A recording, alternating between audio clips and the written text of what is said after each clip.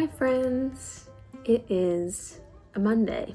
I am on my lunch break for the next 50 or so minutes. It's a really nice, beautiful, sunny day out. Sunny, but I think cool enough to wear a sweater, which I'm very excited about. And I think I'm gonna go walk to my local bookshop yet again. This is what I did in my last video as well. Maybe give them a list of books that I know I want the hard copy of, but they might not have in stock, and they'll just order them in for me, and then I can walk down to grab them when they're in stock. It's really fun if you can get over the need for instant gratification of walking out with that item that day. It's fun to support your locally owned bookstore and get to like pop in frequently.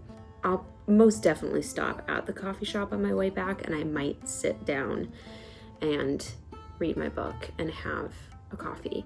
Currently, I am reading Calabasas by R.F. Kuang. I talked briefly about this in my last video. I am I'm exactly 150 pages into it. I think it's 500 or so pages. I'm enjoying it so far. I don't feel like I'm far enough into it yet to really make a judgment call on it. I feel like it's relatively slow paced right now. Like when I think about what's happened in 150 pages, not much. But it has some funny parts actually, which is like not what I was expecting. Like I'm definitely kind of giggling a little bit. Since my last video, I had finished The Night and the Moth in the last one. And then I read Immortal Dark, finished it, loved it. And then I devoured Sally Rooney's Beautiful World, Where Are You? I read that in like 2.5 days, and I really loved that. I know that one I've heard is kind of hit or miss with a lot of Sally Rooney fans. Like I think a lot of people were not super stoked about that one.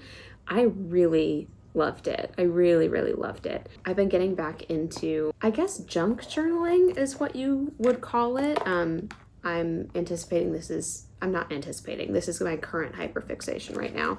I got the 3-ring situation. So I don't know. I just feel like I always struggle with finding a journaling system that works for me. And I think there's something about the flexibility and movability of the hole punch, being able to move pages around, that really works for an ADHD brain.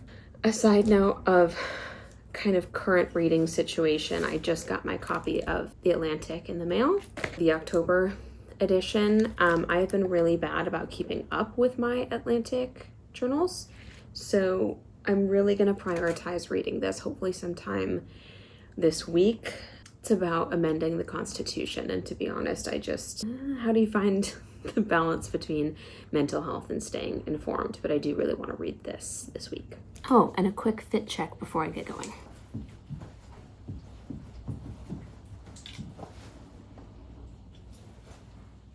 Okay, now I'm seriously running out of time, so let's go.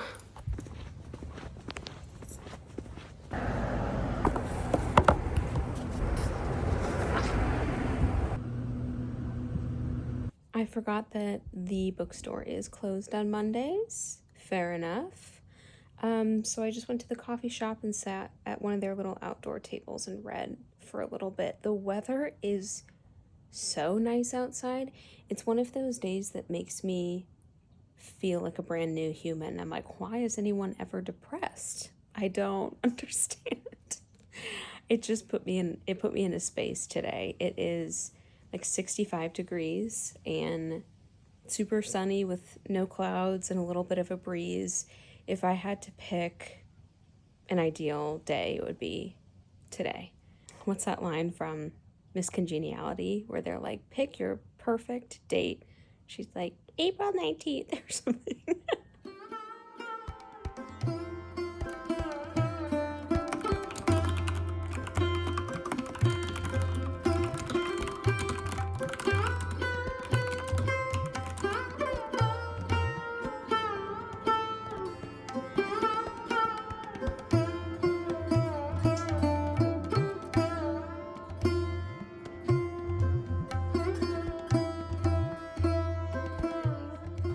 I've just wrapped up my work day. I can't be the only person that feels like when I finish up 8 hours sitting at a desk staring at a computer, I feel ill. Like earlier today, I was like, oh my God, it's so nice out. When I'm done with work, I'm going to go for a walk. I'm going to go to the park. I'm going to go to the gym. I feel ill right now. I feel like I need to lay down and take a nap. So that might be what I do. It's truly so nice outside. Maybe I'll just take like a little 30-minute cat nap, but I just have like, as I usually do at the end of the workday, just like that headache that feels like a tight band around my forehead. Yay!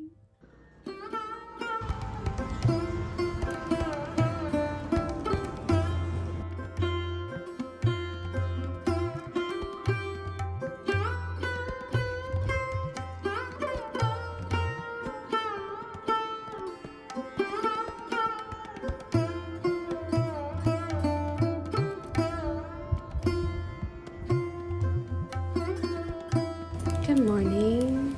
Almost good day at this point. It is Tuesday. It is another absolutely glorious day. I'm telling you, this weather does something to me. It feels so nice. I have the windows open. It's sunny, but breezy. The wind is rustling through the trees. It's just glorious. Anyway, I have a pretty light meeting day today, which doesn't happen very often. So I had a meeting this morning, and then I don't have any meetings until I think like 2 p.m. or something. I think I'm gonna give the bookshop another shot on my lunch break since they're actually open today. But I also think I might just go do some work at the coffee shop again because it's so nice out and I don't have any meetings for a couple of hours. So I think I'm gonna go do that. Reading update, I did read My Atlantic last night, giving myself a giant pat on the back for doing the bare minimum of reading the magazine that I pay money to have sent to me.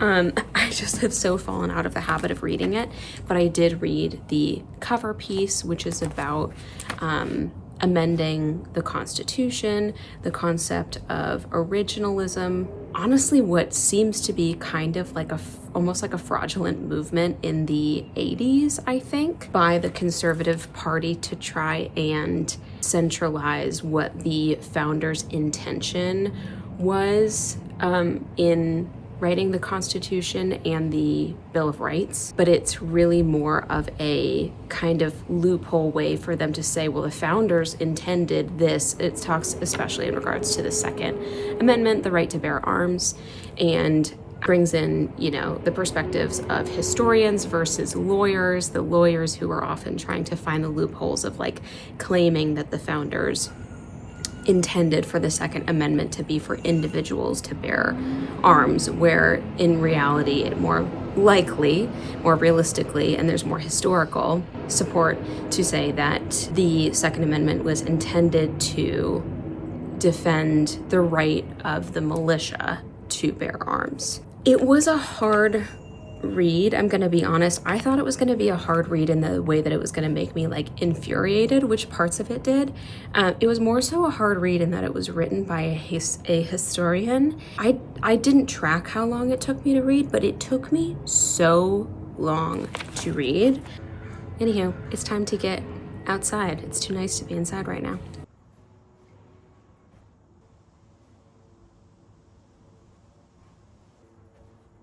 Bringing my own coffee cup because it's environmentally friendly, it's cute, and it's gonna keep my coffee hot longer.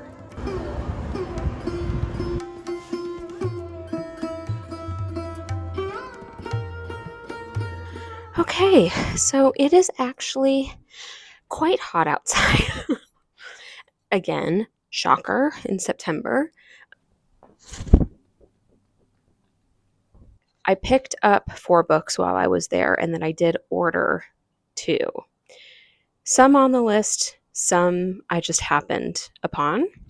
First one is Scaffolding by Lauren Elkin, which I didn't even realize that they had in stock. I guess it was like today is the publish date or something. Now, I saw somebody recommend this book, and I cannot remember who it was or where I saw it. Love the cover. The first sentence of the synopsis on the back is Paris, 2019, an apartment in Belleville. Anna, unable to return to work as a psychoanalyst after a miscarriage, obsesses over renovating the kitchen. Her husband, David, is away in London, and then she meets a new neighbor, a young radical feminist called Clementine, whose presence shifts something in Anna. I mean, yeah. Yeah, this sounds right up my alley. I love books that are very atmospheric, internal world driven without a lot of like external plot. So the concept of like a grieving woman in a kitchen for a whole book is like, yes, I like that. I want that. Next one that just totally like caught my eye on one of their tables at the front. They have like a hardcover new release table and then a paperback table. I always gravitate towards the paperback table because I don't really like hardcovers that much. But this one is Mina's Matchbox by Yoko Ogawa. The cover itself is stunning. Sounds like this is a coming of age story in Japan in 1972. Um, Seems to maybe talk a little bit about like class and status a little bit. But yeah, this just felt intriguing. Along the same lines, really only in the way of Japanese author, there's a new Murakami book out. I am a big Murakami fan. I'm aware of the criticism and I don't know if you'd call it controversy. Yes, he does have a tendency to underdevelop his female characters, or more so, I should say, objectify his female characters. Like, that is absolutely true. I do still really enjoy his novels. I've read a handful, I don't know, maybe 4 or 5 of them. And this one is called The City and Its Uncertain Walls. When a young man's girlfriend mysteriously vanishes, he is heartbroken and determined to find the imaginary town where he suspects she has taken up residence. Thus begins a lifelong search that takes the man into middle age, to a job in a remote library with mysteries of its own, and on a journey between the real world and this other world, a shadowless city where unicorns roam and willow trees grow. There he finds his beloved working in a different library, a dream library, but she has no memory of their life together, and as the seasons pass and the man grows more uncertain about the porous boundaries between these two worlds, he must decide what he is willing to lose. A love story, a quest, an ode to books and the libraries that house them. I just got goosebumps. I love magical surrealism. I love his writing style, so I'm really excited to dive into this one. Cover art is cool too. And then the last one I actually brought home with me is The Dutch House by Anne Patchett. I read another not Bel Canto. I read another Anne Patchett novel years and years ago. It was whatever one has, I think it has like oranges on the cover. I honestly don't remember a thing about it. I have no idea what that was about or what happened. I do remember that I didn't like it. But honestly, there were so many books I read when I was in my like young 20s or before then that I didn't like, that I've tried again as an adult, a full-grown adult, and really loved. So I think that there is just a certain gap of like immaturity when I try to read certain things. And this is, as it says on the title or on the front here, a Pulitzer Prize finalist. This is obviously like a highly acclaimed book.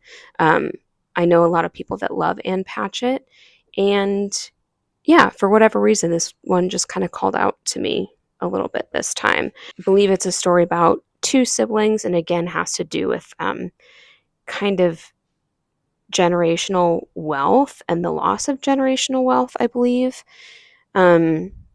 Sibling bonds set over the course of 5 decades. The Dutch House is a dark fairy tale about 2 smart people who cannot overcome their past. This year, actually, we have always lived what is it? We Have Always Lived Here. We Have Always Lived in the Castle, I think is what it's called, which is more of like a short novella. And I loved that.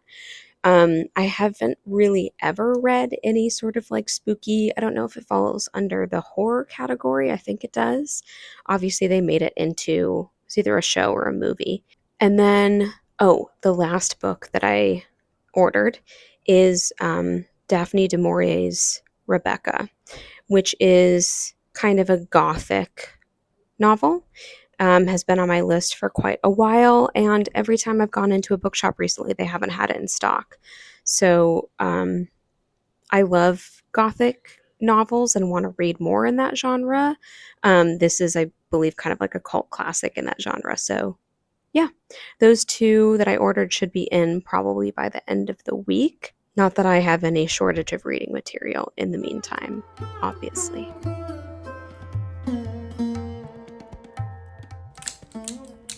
It's Thursday. I am about to go on my lunch break and pick up groceries that I ordered. So a lot of times I'll place the order and then pick it up from like 7 to 8 in the morning before work. Sometimes after work, but I like to do it on my lunch break a lot. I love watching people's grocery hauls. I don't even know why. I am not what you would call a foodie. I think I'm a relatively decent chef, but I really struggle with just like classic ADHD problems of like meal prep and fridge blindness and all of that kind of stuff. Shadow is sleeping on a pair of pants behind me.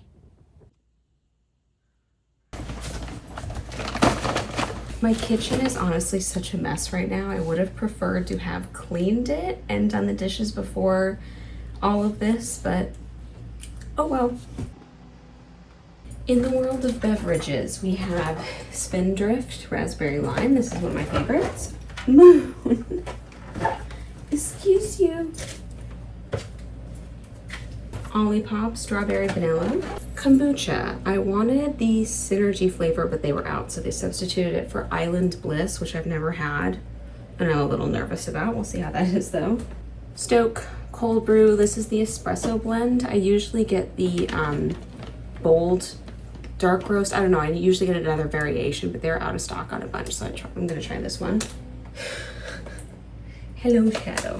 Regular coffee and decaf coffee. I've recently started doing a mix of half and half in the morning because I drink such a large quantity of coffee that if I do full cap the whole way, it makes me kind of a mess. So I mix those two. Shadow. Oh my God. English muffins, kettle chips, 6 Honey Crisp apples. I have been eating like 1 or 2 apples a day for weeks now. Like I'm completely obsessed with apples right now and I can't get over it. So this is like the main thing that is keeping me going back to the store every couple of days. Kale, broccoli, baby carrots, bananas, cucumber, cilantro and parsley. I feel like cilantro is always like a sad sight these days. Like it's always looks sad and depressed and wilted. Ground beef. I've been really into making like a Korean beef that I'll then make almost like a beef bulgogi bowl or something like that. Rotisserie chicken, sliced mozzarella cheese, cottage cheese, hummus, bitchin sauce, original flavor. Yeah. Sriracha, pizza sauce. I've been really into making the like cottage cheese crust pizza thing that like, I don't know, I've seen it on TikTok and Instagram. It's honestly pretty good. And then I got some hard salami, which I also like to put on that pizza or put in sandwiches or snack on or whatever. Chives. I have a couple blocks of tofu in the fridge and I like making a tofu. It's like a tofu cream cheese kind of a deal with chives in it, which is just kind of a nice like high protein spread for toast or whatever. You could also dip veggies in it. Kimchi. This is the vegan one because that's what they had in stock. This is the vegan spicy one. I love this brand. This is also my favorite jar to keep. I'm such a jar weirdo, but like I really love these jars with the lids, and then I usually drink my iced coffee out of it. Pesto, which I just go through like crazy because I put it in everything. Almond butter, Elizabeth's original granola. This stuff is so good. Chia seeds because I'm almost out. And then this cashew butter chocolate, which is like stupid expensive, but this stuff is so good. And I think that's it. Honestly, it feels like a very well-rounded grocery haul. Now I'm gonna put all these away.